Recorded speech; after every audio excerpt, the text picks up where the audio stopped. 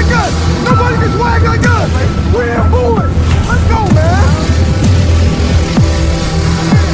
Y'all understand the crowd can't hear. I can't wait to be out on the field with y'all boys today.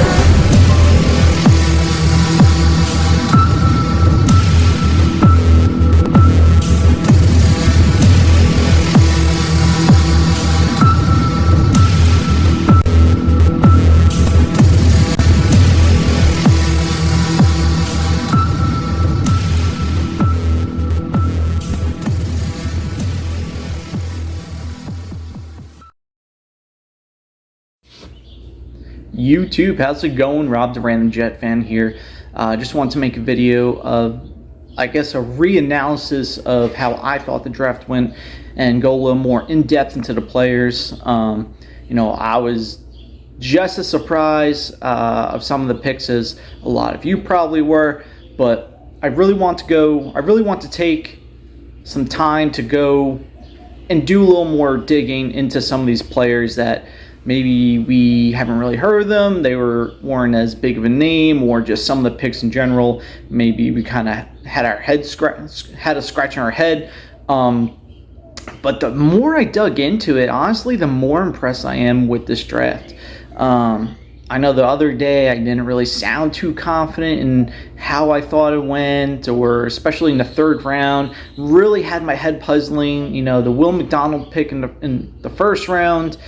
But like I said, I wanted to dig a little deeper into these players and kind of get a little more backstory on them, kind of investigate a little more, see more of their player profile, and I honestly came away fairly impressed. I think in the end, JD did exactly what he needed to do. This team is ready to win now, and there really weren't holes on this team where we went into the draft thinking, okay, if we don't grab this position, we're kind of screwed.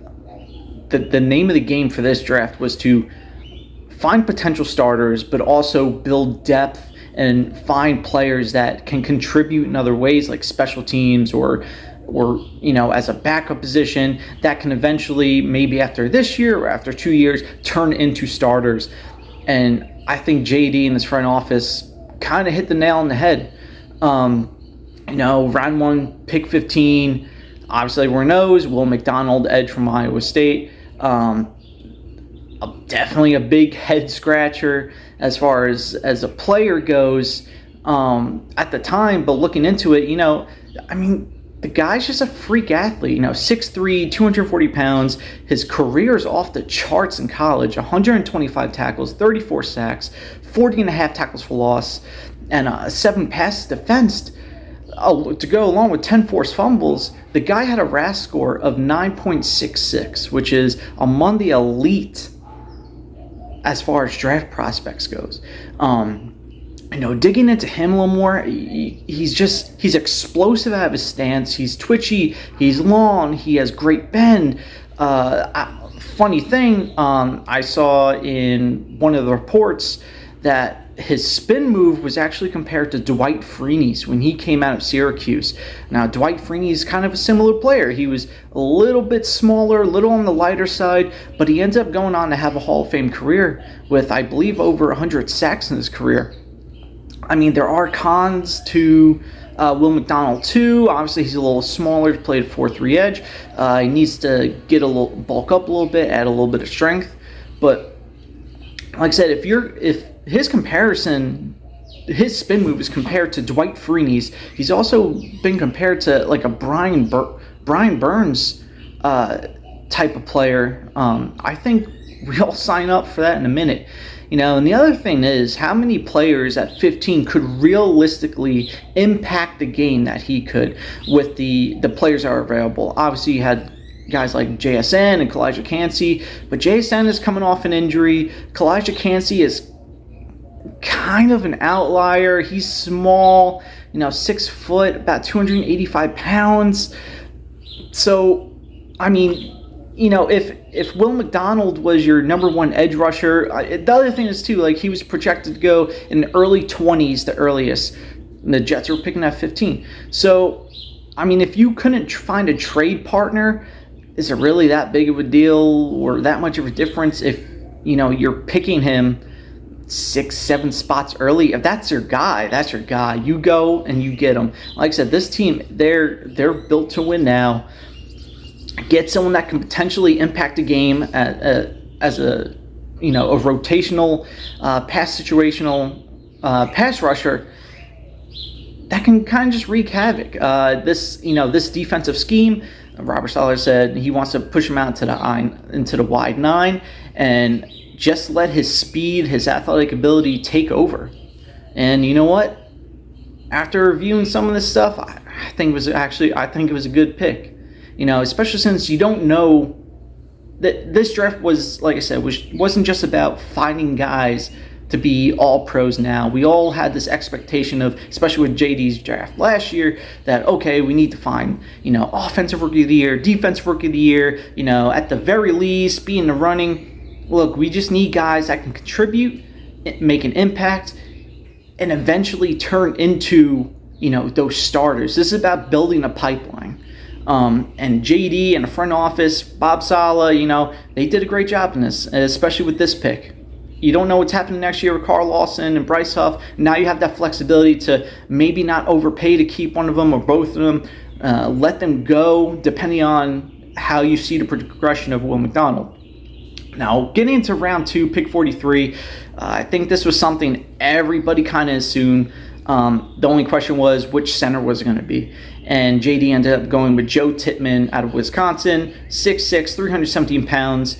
His career looks, at least the past 2 years, looks something like this. 4 QB hits, 4 QB hurries, 1 sack while playing 1,445 snaps.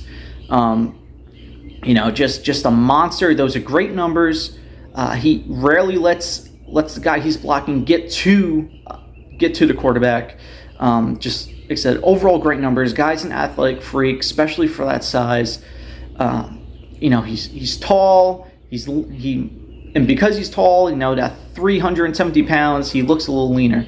But the truth is, the guy is incredibly strong. Back squats 635, and cleans, I think, like 4 something, or benches like 435. So just incredible strength.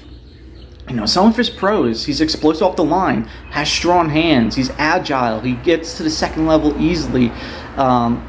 He plays well in space. He's like I said, he's incredibly strong.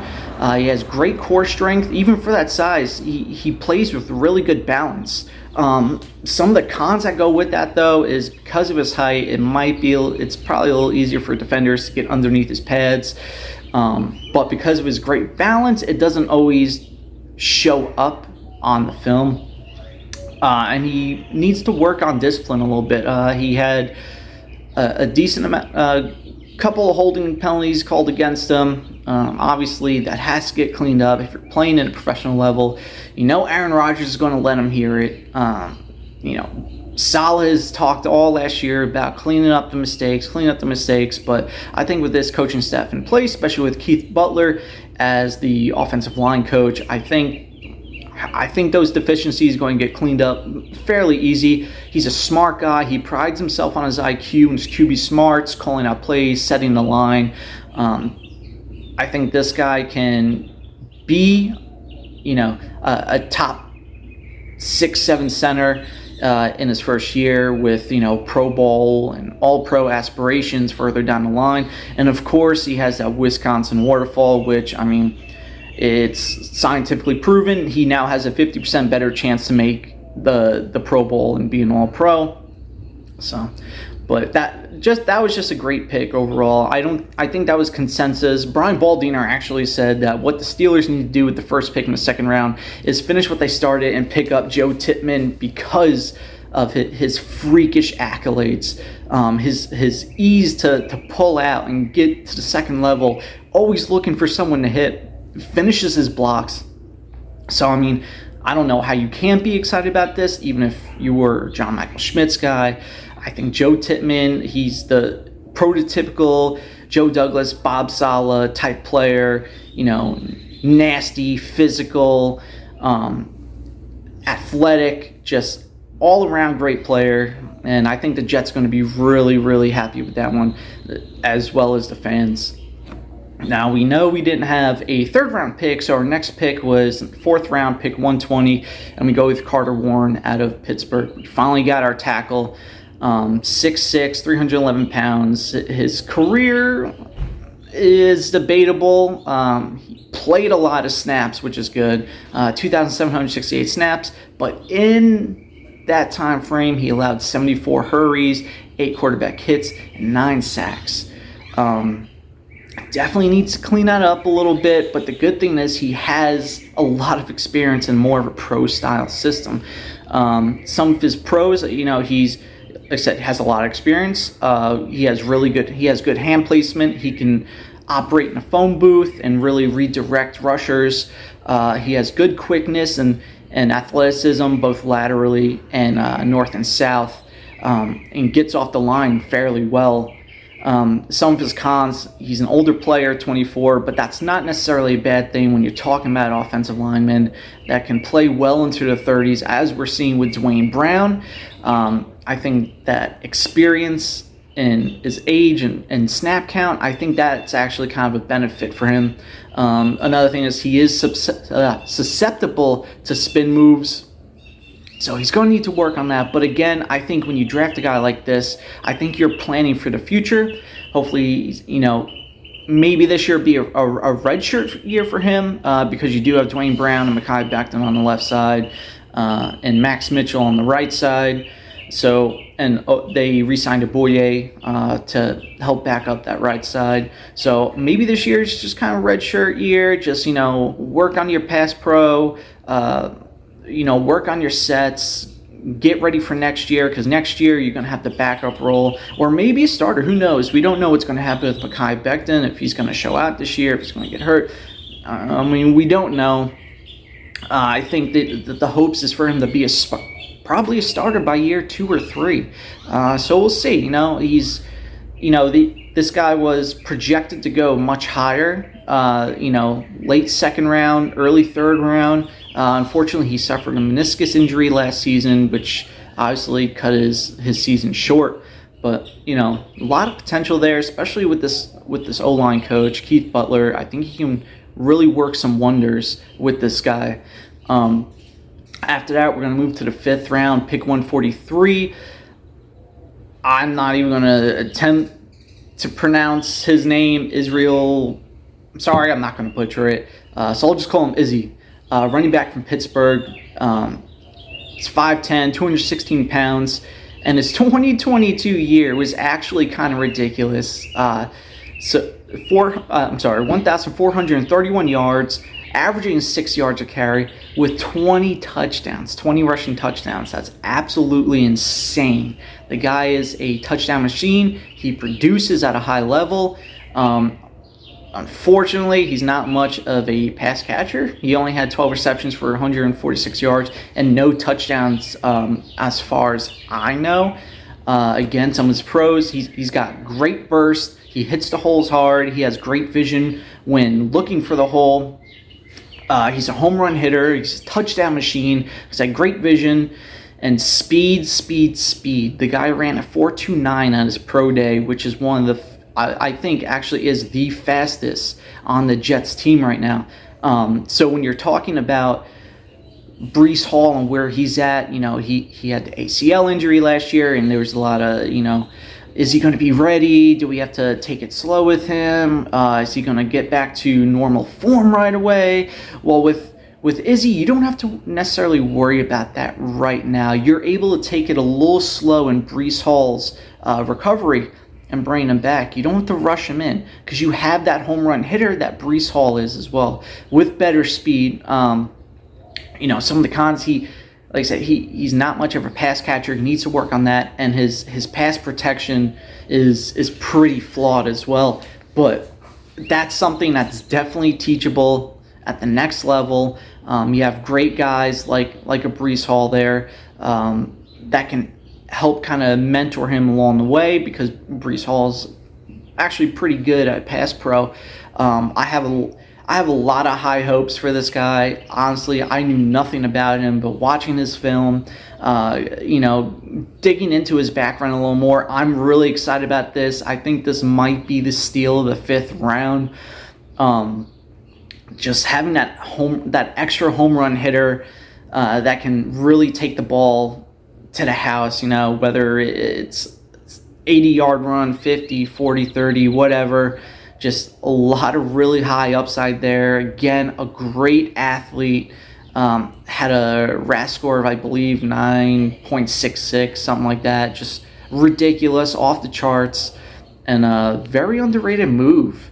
I know a lot of the sports analysts really like this move, but I'm sure most fans, I don't know how many of us watch Pittsburgh games, but I've been scratching my head a little. You saw that they brought in Dwayne McBride for a visit and everything else, and so. But hey, great move by JD, getting a lot of talent, getting a lot of speed, a lot of athletic ability that he can build upon. So great move by another thing, he's from Brooklyn, so coming to his hometown team, good for him. I'm excited to see him play on this team and be in this league and do some damage. Now, sticking with the 5th round pick, 170, we went linebacker with Zaire Barnes out of Western Michigan. He's a smaller linebacker, 6'1", 233. His 2022 stats are pretty good, though, pretty nice. 93 tackles, 4.5 tackles for loss, 1 sack. I think maybe a lot of people were kind of disappointed in a way.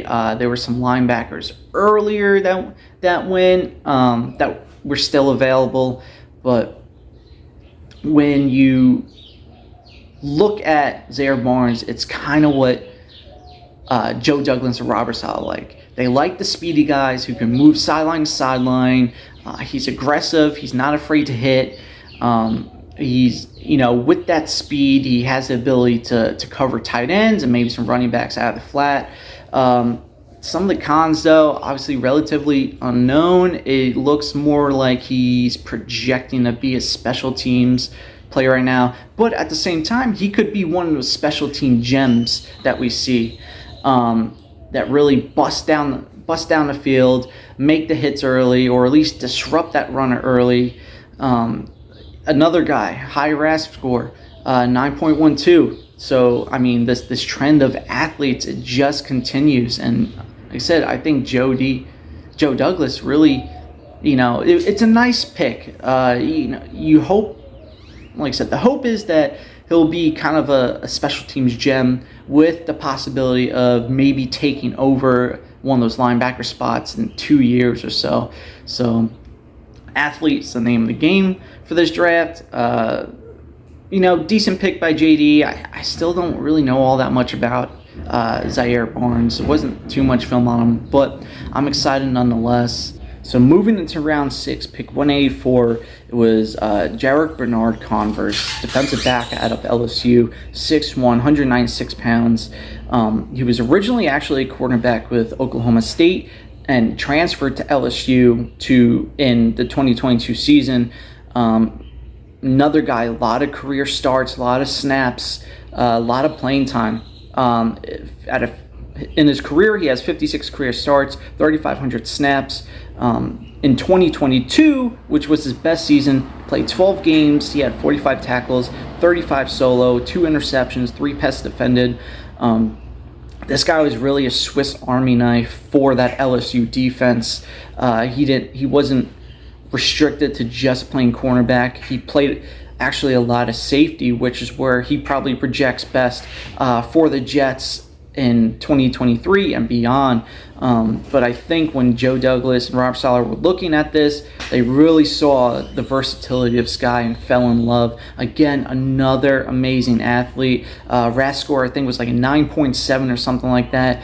So just adding to that athletic backfield. Now this gives him a lot of options this year. This is Bryce Hall's last year. With the ability to move to you can look to trade him now, or you have the ability to just move on completely at the end of this year.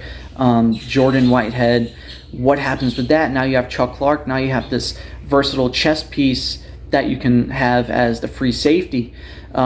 Free safety, nickel corner, whatever you want to do. Does that make Jordan Whitehead a little more expendable? You save that $8 million against the cap. I personally would probably look that way. Chuck Clark, I think, is just a better player than Jordan Whitehead, smarter player. I think he fits Salah's defense a little more because he is a little more versatile. I would take this opportunity to look to move off Jordan Whitehead.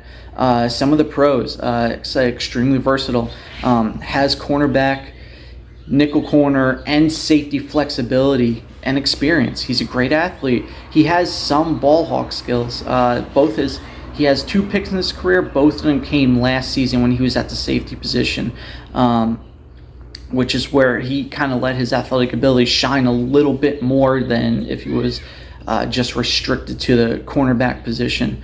A lot of playing time under his belt, a lot of experience, which I think Joe Douglas likes and Robert Saleh likes. You get those guys, maybe you don't have to train them up as much because they have that experience now. He plays well in zone, he plays well against the run. Some of his cons, he can get handsy, and like I said, he is a little bit older, so his time is going to be a little bit shorter in NFL.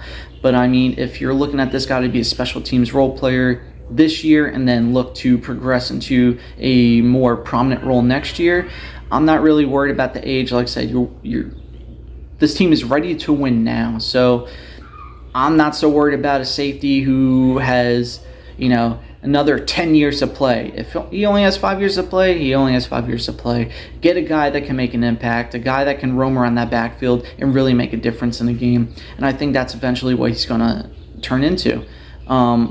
Looking more into this guy, I just had a smile on my face. I had no idea who he was. I don't think most of us had an idea where he was, but when I was digging into him, I couldn't believe that teams were just passing up on this guy. I think it was because he was relatively unknown. But like I said, he has a super high RAS score. 9.78 is what it was.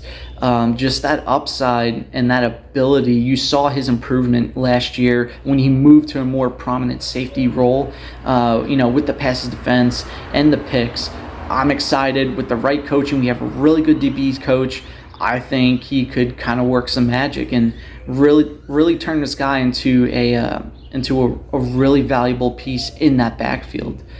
Now, personally, probably my favorite pick of this entire draft, just because the value got and where he was drafted. Round 7, pick 220, Zach Kuntz, tight end out of Old Dominion. Now, he originally played for Penn State and transferred to Old Dominion in 2021. Guy, 6'7", 255 pounds. His career with Old Dominion is 18 games, 85 catches, 836 yards, 7 touchdowns. Average yards was 9.8. It's a little lower because he did get hurt last year with a knee injury, which cut his season short. I'm sure it would have been higher if he was healthy all year. But the average QB rating when targeting him is 81, which is kind of crazy when you think about a guy with such limited experience making that type of impact on his team. Now, again, like I said, he transferred from Penn State in 2021. A lot of pros. Just a freak athlete. A lot of untapped potential. He can stretch the field. He can stretch the seam. He's comfortable going over the middle. Has really good soft hands. Tracks the ball really nicely. He has good quickness off the snap and deceptively fast against cornerbacks. Has really good change of direction. The craziest thing about him, he had a perfect RAS score of 10. Perfect RAS score of 10. That's insane for a 6'7", 255-pound tight end. This guy reminds me of a prime Jimmy Graham when you look at his tape. The guy just gets open, just athletic freak. Jumps over everyone, catches everything. I'm super excited. I think this is a guy that's really going to take this year to improve himself. And then next year, I think he's going to take one of the starting position spots. I think this is like a dream come true for Aaron Rodgers, especially when you get down to the red zone, because he played with Jimmy Graham. He knows what that type of player can do. Just put him in the corner of the end zone, lob it up, have him go up there, jump over everybody, and get it. I'm like I said, this guy is by far my favorite player just because of where we got him. I don't know why he wasn't picked up sooner. I don't know how he lasted the 7th round. I'm surprised, at least in the 5th round, nobody took a chance. I think it might be because of that injury. He only has one true year production in 2021 since he was injured last year. Only played in a handful of games. Some of his cons, though, his play can be a little inconsistent. Like I said, he doesn't have a ton of experience, and he is coming off that knee injury. But like I said, I think this is someone that Aaron Rodgers is absolutely salivating at to pass the ball to. I would be if I was him. So put that freak in the corner. I'm going to throw it up to him, and he's going to jump over everyone and get the ball. So that was our draft in total. Like I said, the goal for this team was to build a pipeline for the future, especially where we are at. We have a lot of talent on this team. We have Aaron Rodgers. We're ready to make a playoff push. We just need that pipeline to continue the talent that's on this team. And with a team with Super Bowl aspirations, that's exactly what you needed. I was surprised with some of the picks, but digging into this team and these draft picks, I'm really excited. I think it's an extremely underrated draft class. You see a lot of these so-called experts giving grades of like D's and C's. I've even seen an F, and I think they're just basing it off the names, honestly. You hear some of these guys talk, and like Louis Riddick during the draft when Zach Kuntz was picked, he's saying, oh, well, I don't know if he really has the desire to play. I think he's just kind of playing because he knows he's better than everyone else, and he has that athletic ability. If that was the case, he wouldn't declare for the draft if he didn't really want to play. If he didn't really want to play, then he would have just been relegated to the practice squad or wherever, and it would have just been a waste of his time. So, I mean, some of these analytics, I don't know what they're talking about, and it's completely baffling that just some of these dumb takes that these professional analysts have. I don't understand. There's still that Jets bias, but hey, this year we're going to show them. We're going to show the NFL. We're going to show the world what the Jets are really made of. I think with this draft, I think it shows that Aaron Rodgers is going to be here for 2-3 years at least. Like I said, this is a pipeline building draft with the hope that they're going to be starters next year or the year after. And you don't do that unless Rodgers is going to be here for 2 to 3 years. I think all the media exposure he's getting, I think he loves it. I think he's going to relish in New York. And honestly, I'm just excited to see what happens this year. But let me know what y'all think in the comments down below. Do you like the draft? Are you not a fan of the draft? Did I change your mind on the draft? I'm excited to hear what y'all think. Tell me what you're looking forward to most during the season. Love talking football with y'all. Like, share, subscribe, hit the notification bell. I should definitely be posting a lot more. My schedule freed up a ton. So I'm excited to hear what y'all think.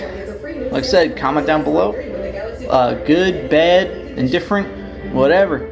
And look forward to talking to y'all soon. And let's go Jets.